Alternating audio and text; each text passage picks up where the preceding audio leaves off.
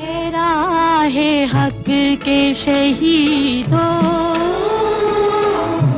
तेरा है हक के शहीदों, वफा की तस्वीरों, तुम्हें वतन की हवाएं सलाम कहती है।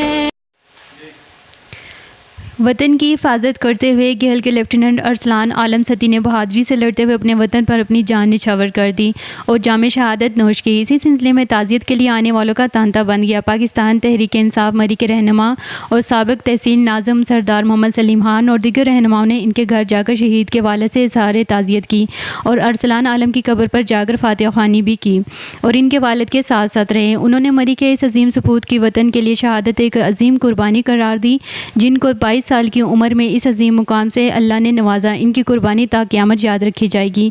कैमरामैन शौकत रशीद के साथ हुमैरा सिद्दीक, marinews.com। तेरा है हक के शहीदों, तेरा है हक के शहीदों, वफा की तस्वीरों।